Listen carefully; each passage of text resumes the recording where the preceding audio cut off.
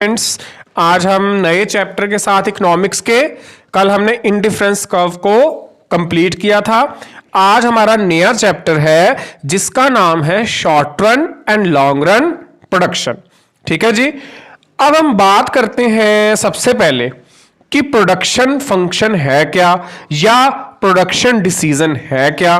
Production decision का मतलब है प्रोड्यूसर का डिसीजन जिसके अंदर वो इनपुट और प्रोडक्शन के फैक्टर को कंबाइन करता है और आउटपुट प्रोड्यूस करता है ताकि वो अपने प्रॉफिट को इंक्रीज कर सके। प्रोडक्शन में किस किस चीज को हम इन्वॉल्व करेंगे?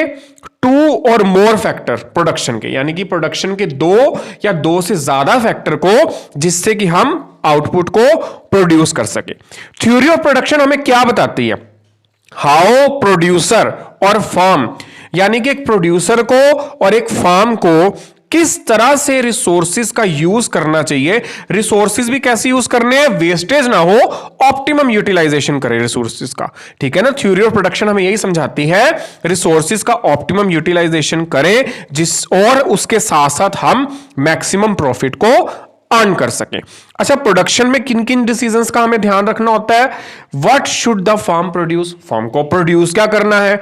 How should the firm produce it output, अपनी आउटपुट को प्रोड्यूस कैसे करेगी फर्म, आउटपुट को बेचेगी कैसे, किस प्राइस पे बेचेगी और अपने प्रोडक्ट को प्रमोट करे कैसे करेगी। ये इंपॉर्टेंट डिसीजन है प्रोडक्शन के अंदर।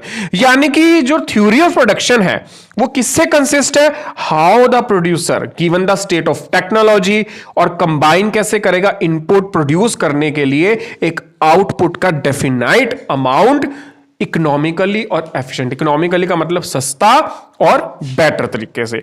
ठीक है जी। अब प्रोडक्शन फंक्शन का क्या मतलब है बच्चे? जो प्रोडक्शन फंक्शन है वो रिलेशन बताती है क्वांटिटी ऑफ गुड्स प्रोड्यूस, यानी कि आपने गुड्स की कितनी क्वांटिटी प्रोड्यूस करी है, मतलब कि आउटपुट कितनी प्रोड्यूस करी है और उसके लिए आपको कितने फैक्टर ऑफ प्रोडक्शन की जरूरत है। यानी कि अगर आपसे ये बोला जाए क्वांटिटी ऑफ गुड प्रोड्यूस का मतलब हो गया आपकी आउटपुट, और उसको प्रोड्यूस करने के लिए आपको कितने फैक्टर ऑफ प्रोडक्शन की जरूरत पड़ी है, वो आपकी हो गई इनपुट। ठीक है। इसके अंदर हम प्रोडक्शन फंक्शन को एक फॉर्मूले के रूप में रिप्रेजेंट करते हैं। प्रोडक्शन को हम रिप्रेजेंट करते हैं Y से।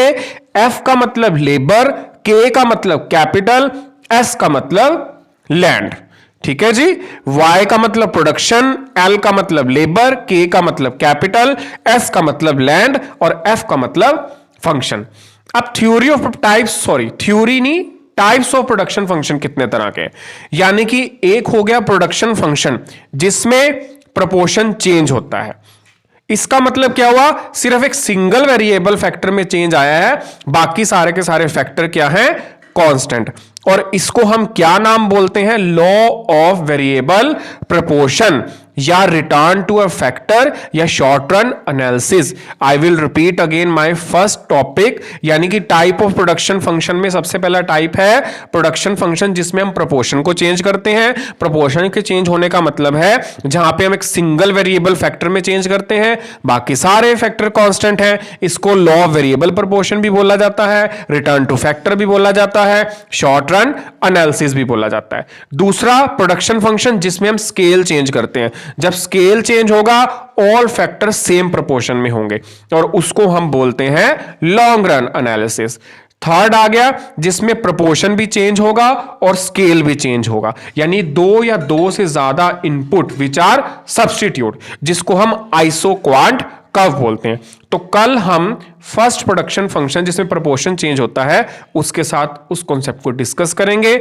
आज के लिए इतना ही, तो इसको ध्यान से समझिए ताकि कल आपको नेक्स्ट टॉपिक अच्छे से समझ आ सके। Safe and stay